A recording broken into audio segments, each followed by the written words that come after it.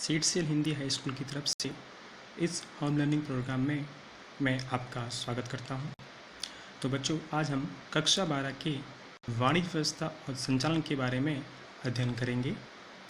तो बच्चों, हमारा जो आज चैप्टर है वो है चैप्टर नंबर 4, यानी कि व्यवस्था तंत्र। व्यवस्था तंत्र चैप्टर में आगे बढ़ने से पहले आज हम लोग व्यवस्था तंत्र क्या है उसके बारे में जानेंगे उसका कॉन्सेप्ट क्या है। तो व्यवस्था तंत्र से पहले मैं आप लोगों को आयोजन के बारे में बताना चाहूँगा। आयोजन में क्या किया जाता है? आयोजन द्वारा इकाई के उद्देश्य निश्चित किए जाते हैं। सबसे पहले इम्पोर्टेंट होता है उद्देश्य निश्चित करना, और वो कहाँ निश्चित किया जाता है? आयोजन में। अब उद्देश्य निश्चित हो गया, पर उस उद्देश्य को क्या करना होता है? सफल बनाना होता है। यानी उस उद्देश्य को सफलतापूर्वक प्रभावशाली उसका अमल हो सके, ठीक है। उसके लिए जो व्यवस्था रचित की जाती है, उसके लिए जो कार्यविधि निश्चित की जाती है, वो कहाँ निश्चित की जाती है? व्यवस्था तंत्र में। यानी इसका मतलब क्या हुआ कि आयोजन के प्रभावशाली अमल और उद्देश्य प्राप्ति के लिए जो प्रबंध की ढांचा रचा जाता है उसे क्या कहा जाता है? व्यवस्था तंत्र कहा जाता है। अब ये प्रबंध की ढांचा जो रचा जाता है उसमें जो है कर्मचारी आ गए, कर्मचारियों का जो है अधिकार और दायित्व आ गया, उनका कार्यों का विभागीकरण भी आ गया, ठीक है। ऐसे बहुत सारे जो उसके कॉन्सेप्ट हैं इसमें आगे जो हमें आगे पढ़ने हैं। अब हम जो है व्यवस्था तंत्र के सामान्य तौर पर अर्थ के बारे में जानेंगे। आप एक करके उसका कॉन्सेप्ट और अर्थ जान लेंगे ना, तो आपको जो है आगे व्यवस्था तंत्र के आने वाले जितने भी पॉइंट्स हैं वो आसानी से समझ में आ जाएंगे। तो देखिए, उसका अर्थ दिया है सामान्य तौर पे, देख सकते हैं अर्थ में। समान शब्दों में कहा जाए तो समान लक्ष्य की प्राप्ति के लिए प्रवृत्त हुए व्यक्तियों के मध्य अधिकार और दायित्व का विभाजन करने वाला ढांचा अर्थात व्यवस्था तंत्र, ठीक है। सामान्य अर्थ दिया जो मैंने अभी आपको कॉन्सेप्ट में समझाया इसका। आपके पास अगर बीए की किताब है तो उसमें भी आप लोग देख सकते हैं। यानी कि उद्देश्य को अगर हमें सफल बनाना है, ठीक है, तो वो सफल बनाने में जो कार्यरत होते हैं वो कौन होते हैं? उसके कर्मचारी कौन होते हैं? व्यक्ति। तो उनके मध्य क्या होता है? अधिकार और दायित्व का क्या किया जाता है? विभाजन किया जाता है। यानी कौन सा कर्मचारी कौन सा कार्य करेगा, किस प्रकार कार्य करेगा, उसका क्या किया जाता है? विभाजन किया जाता है, ठीक है। और उसी से जो प्रबंध की ढांचा तैयार होता है वो होता है व्यवस्था तंत्र। अब हम आगे उसकी व्याख्या जान लें। डेफिनेशन में चेस्टर आई बर्नार्ड के अनुसार आप देख सकते हैं, उन्होंने कहा हुआ है 2 या 2 से अधिक व्यक्तियों के सहयोग द्वारा होने वाली प्रवृत्ति अर्थात व्यवस्था तंत्र। तो बच्चों लोग, जैसे कि मैं आपको बता दूं, व्यवस्था तंत्र की सफलता किसी एक या 2 व्यक्ति पे आधार नहीं रखती है। व्यवसाय इकाई में कार्यरत जितने भी कर्मचारी हैं, अधिकारी हैं, सभी की सामूहिक प्रवृत्ति पे वो आधार रखता है कि वो कितना आगे सफल होगा, उद्देश्य की प्राप्ति जो है, लक्ष्य की प्राप्ति कितना सरल होगा, कितनी जल्दी प्राप्त होगी, वो सभी की सामूहिक प्रवृत्ति पर आधार रखता है। तभी देखिए उनका जो चेस्टर आई बर्नार्ड के अनुसार जो उन्होंने डेफिनेशन दी है उसमें यही समझाया गया है। वैसे ही आगे लुइस एलन के अनुसार भी दी गई है उसकी जो है डेफिनेशन, परिभाषा। व्यवस्था तंत्र ऐसी प्रक्रिया है जिसमें निश्चित उद्देश्य की प्राप्ति के लिए लोग अधिक से अधिक प्रभावशाली रूप से कार्य कर सकें। इस हेतु को कार्य की स्पष्टता करना, उसका वर्गीकरण करना, दायित्व और अधिकार सौंपना, साथ ही संबंध स्थापित करने की प्रक्रिया है। जो हम लोगों ने जो इसके कॉन्सेप्ट में समझा है वही लुइस एलन बर्नार्ड ने अपने शब्दों में इसकी जो है व्याख्या दी है। अब बच्चों लोग, इसका विचार में भी वही है जो मैंने आपको शुरुआत में समझाया कि संचालन की ज़्यादातर कठिनाइयाँ अकार्यक्षम व्यवस्था से पैदा होती है और उनके कारण व्यवसाय इकाई निश्चित समय पर उद्देश्य सिद्ध नहीं कर पाती है। यानी कि व्यवस्था तंत्र जो है, अगर एक सिस्टमेटिक ढंग से तैयार किया जाए, प्रबंध की ढांचा उसका तैयार किया जाए, शुरुआत से लेकर आयोजन से लेकर के नीचे जो है नियंत्रण तक में, तो व्यवस्था तंत्र की सफल होने के जो उसके चांसेस होते हैं बहुत ज़्यादा बढ़ जाते हैं, ठीक है। उसके विचार कॉन्सेप्ट में यही समझाया गया है। अब हम लोग व्यवस्था तंत्र के लक्षण के बारे में समझेंगे, जिसमें दिया फर्स्ट नंबर पर ध्येयलक्षी प्रवृत्ति। व्यवस्था तंत्र को ध्येयलक्षी प्रवृत्ति कहते हैं। ध्येय यानी कि उद्देश्य कहाँ निश्चित किया जाता है? हम लोगों ने अभी समझा, आयोजन में उद्देश्य निश्चित किया जाता है। सबसे पहले इंपॉर्टेंट होता है उद्देश्य निश्चित करना। उद्देश्य जो है आयोजन में निश्चित होता है, और आयोजन में उद्देश्य निश्चित होने के बाद ठीक है, उसे कैसे सफल बनाना है, उसको कैसे उसका प्रभावशाली आयोजन में निश्चित की गई जो प्रवृत्ति उसको कैसे सफल प्रभावशाली अमल करना है, वो सब कहाँ पर तैयार किया जाता है, व्यवस्था तंत्र में। इसलिए व्यवस्था तंत्र को उद्देश्य लक्ष्य या ध्येय लक्ष्य प्रवृत्ति कहा जाता है। फिर सेकंड नंबर दिया है आयोजन पर आधारित। जैसे कि हम लोगों ने बार बार पढ़ा है कि व्यवस्था तंत्र जो है वो आयोजन पर आधारित होता है। क्यों? क्योंकि आयोजन में उद्देश्य निश्चित किया जाता है, इकाई का ध्येय निश्चित किया जाता है। एक बार जब ध्येय निश्चित हो जाता है और उसके बाद जो है व्यवस्था तंत्र की जो प्रक्रिया है वो चालू होती है। तो इस प्रकार आयोजन पर आधारित होता है। ये थर्ड नंबर में दिया है अधिकार और दायित्व सौंपना। व्यवसायिक इकाई में कार्यरत अलग अलग व्यक्तियों को उनकी कुशलता और योग्यता के आधार पर अलग अलग प्रवृत्तियां सौंपी जाती हैं। तो जैसे होता है व्यवसायिक इकाई में एक विभाग नहीं होते हैं, कई विभाग होते हैं। उन विभागों में बहुत अलग अलग प्रकार से व्यक्ति होते हैं। व्यक्ति यानी कि वो कर्मचारी। तो वो कर्मचारी कौन होते हैं? तो उन कर्मचारियों को कार्य दिया जाता है, पर कौन सा कार्य दिया जाता है? जो कर्मचारी उस कार्य के लायक होता है, उस कार्य की योग्यता रखता है, कुशलता रखता है, अनुभव रखता है। ठीक है, तो उसके आधार पर क्या कहता है, उनको अधिकार और दायित्व को सौंपा जाता है ताकि वो, ठीक है, व्यवसायिक इकाई के उद्देश्य को सिद्ध करने में अपनी कुशलता और योग्यता का पूरा जो है उसमें योगदान दे सकें। फिर फोर्थ नंबर दिया है मानव तत्व को महत्व। तो हम एक साफ शब्दों में समझे तो व्यवस्था तंत्र में मानव केंद्र स्थान पर होता है। यानी व्यवस्था तंत्र में जो सबसे ज़्यादा दामोदार जो होता है, सबसे ज़्यादा जो इसमें उसकी सफलता का जो आधार होता है, किस पे डिपेंड करता है? उसमें काम करने वाले कर्मचारी पे। ठीक है, तो किसी भी आदर्श व्यवस्था तंत्र की सफलता का आधार किस पे आधार रखता है? उसमें कार्यरत कर्मचारी पे, मानव पे, उसमें उसका जो एम्प्लॉइज़ हैं उस पर। इसलिए इसको क्या कहा गया है? इसके लक्षण में इसको बहुत बड़ा महत्व दिया गया है। क्या कहा गया है कि ये मानव तत्व को महत्व देता है। फिर दिया 5वें नंबर में परिवर्तनशीलता। एक बार व्यवस्था तंत्र की रचना होने के बाद उसमें परिवर्तन के लिए स्थान है।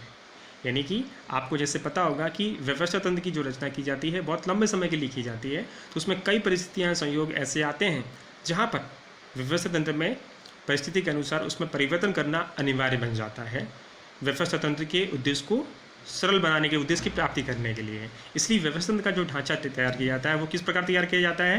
परिस्थिति के अनुकूल उसको परिवर्तित किया जा सके उस प्रकार बनाया जाता है उसे।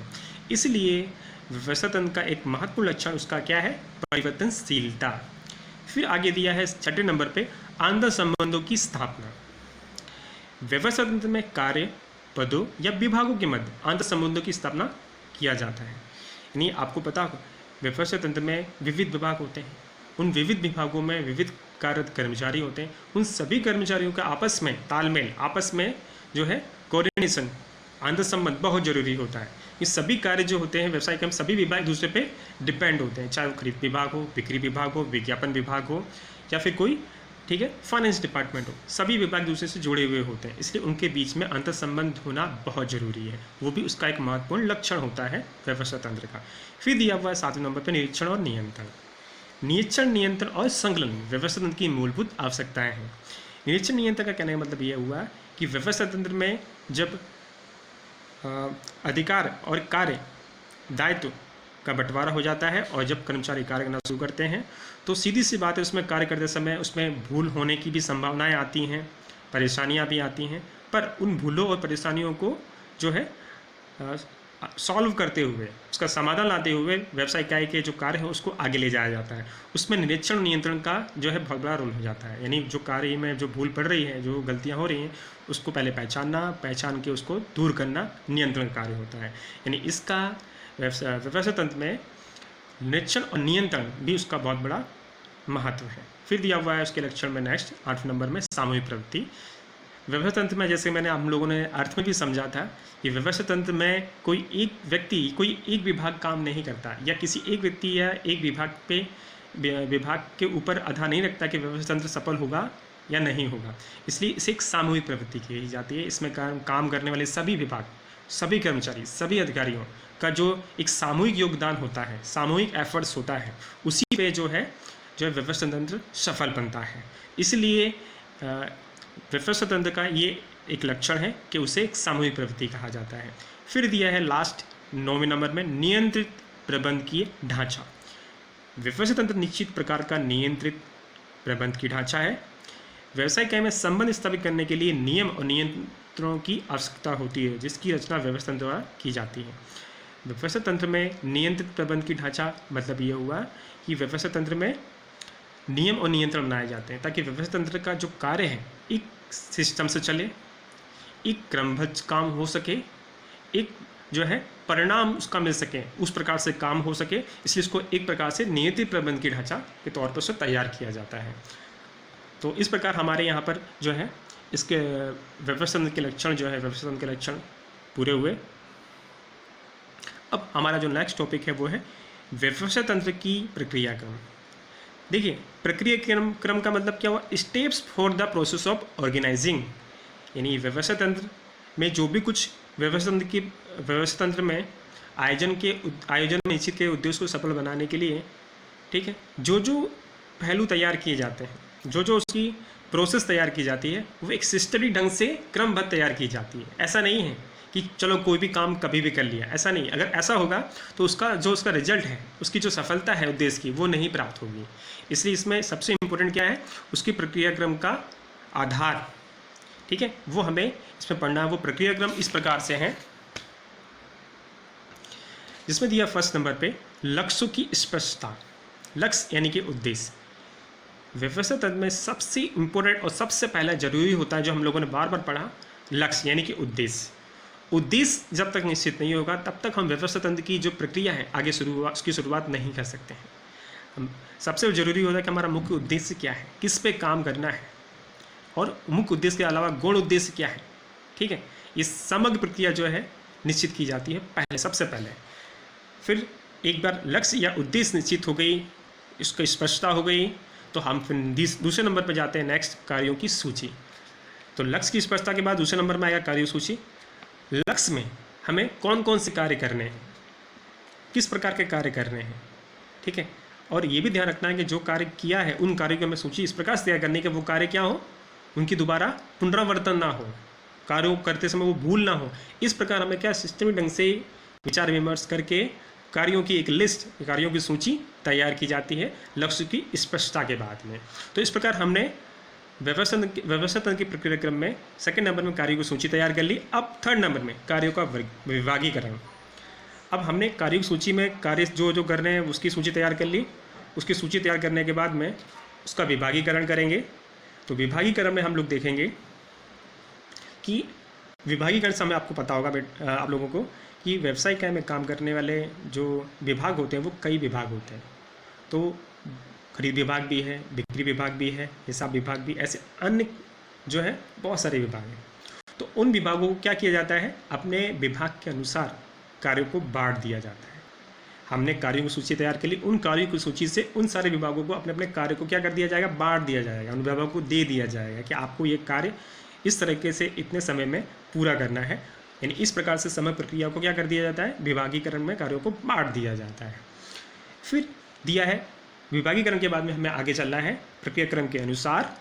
चौथे नंबर के क्रम में विभागीय पद और योग्यता निश्चित करना। कार्यों का उचित विभागीकरण होने के पश्चात विभाग के कार्यों का दायित्व उठा सके ऐसे विभागीय पदों और उसके लिए उचित योग्यताएं निश्चित की जाती है। यानी कि लक्ष्य निश्चित हो गया, लक्ष्य में जो कार्य करना है उसकी सूची तैयार कर ली, सूची तैयार करने के बाद उसका विभागीकरण करके विभागों में बांट दिया। अब उन विभागों में वो कार्य कौन सा कर्मचारी कैसे किस प्रकार से करेगा, उसकी कितनी क्या योग्यता है, ठीक है, और क्या उसको दायित्व देना है हमें, और उसको क्या पद देना है। भाई अपने अपने विभागों में मैनेजर भी होगा, सुपरवाइजर भी होगा, कर्मचारी भी होगा, ऐसे विविध प्रकार के विभागीय पद होंगे। पर वो उस विभाग के अंदर किसको क्या दायित्व उठाना है, दायित्व के अनुसार क्या कार्य करना है, ठीक है, उनकी वो योग्यता भी जो है निश्चित करना जरूरी होता है। वो योग्यता कहाँ निश्चित की जाती है, तो व्यवसाय तंत्र के चौथे क्रम में। फिर दिया है नेक्स्ट पांचवा क्रम जो दिया है, अधिकार और दायित्व सौंपना। विभागीय पद और योग्यता निश्चित होने के बाद अब योग्यता निश्चित करने के पश्चात प्रत्येक विभागीय अधिकारी अपने दायित्व को सफलतापूर्वक पूर्ण कर सके, इसके लिए आवश्यक अधिकार देने चाहिए। यानी कि आप विभागीय में जो अधिकारी हैं उनको अधिकार मिल गए, दायित्व सौंप दिया, उसको वो सफलतापूर्वक पूर्ण कर सकें, ठीक है, उसे उनको अधिकार दिया जाता है। क्या आप अपने अधिकार में रह करके इस कार्य को समय से पूर्वक, समय से पहले, समय के अनुसार पूर्ण कर दें, इसके लिए उनको क्या दिया जाता है, अधिकार दिया जाता है।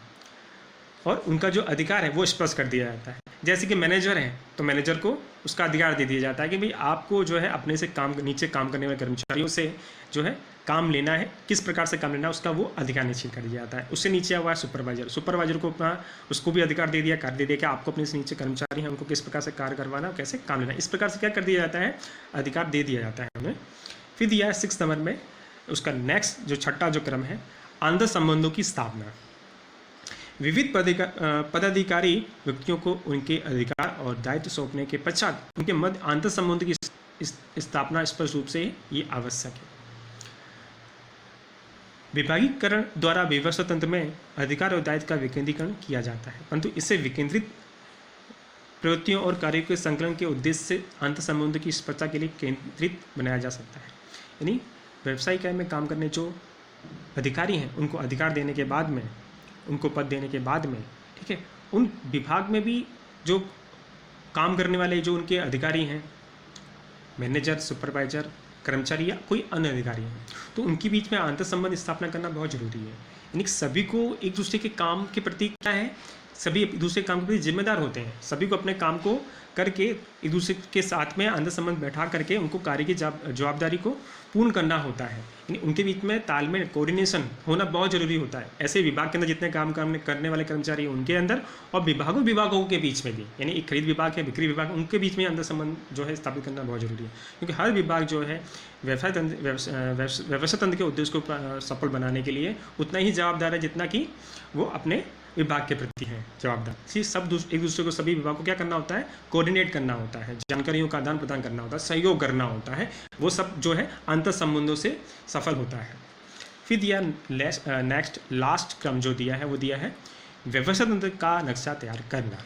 नक्शा यानी कि मैप। व्यवसाय तंत्र में शामिल प्रत्येक अधिकारी और कर्मचारी, ठीक है, अपने स्थान के विषय में स्पष्टता प्राप्त कर सके। यानी कि हर कर्मचारी या अधिकारी को पता चले कि मुझे किस स्थान पे, किस जगह पे, किस विभाग में कैसे कार्य करना है, ठीक है, उसके लिए क्या पूरा एक मैप तैयार किया जाता है। इससे क्या होगा कि कर्मचारी, अधिकारी सबका जो है अपने काम के प्रति जो एक स्पष्टता है वो क्लियर हो जाएगी कि मुझे कौन सा कार्य किस जगह किस स्थान पर करना है। तो वो ऐसा एक मैप या नक्शा तैयार करके क्या कर दिया जाता है, नोटिस बोर्ड पर लगा दिया जाता है, जिससे किसी को किसी प्रकार का कन्फ्यूज़न ना रहे, चाहे वो कर्मचारी हो चाहे वो अधिकारी हो, उससे पहले से क्लियर हो जाए नक्शा को, मैप को देख करके बोर्ड में कि मुझे इस विभाग में इस तरह से इस जगह पर जाना है, ये अधिकारी के नीचे यहाँ पर कार्य करना है, या कोई अधिकारी है तो उसे कहाँ विभाग में किस जगह पर किस स्थान पर जाना है, ये सब पूरा मैप में उसकी जानकारी दे दी जाती है। उस मैप के जरिए उसको भी कोई कन्फ्यूजन नहीं रहे, चाहे वो अधिकारी हो चाहे कर्मचारी हो। इस प्रकार से हम लोगों ने यहाँ पर व्यवस्था तंत्र की प्रक्रिया क्रम को समझा, और ये जो व्यवस्था तंत्र की प्रक्रिया क्रम का जो हमारा जो टॉपिक है आज यहाँ पर पूरा होता है।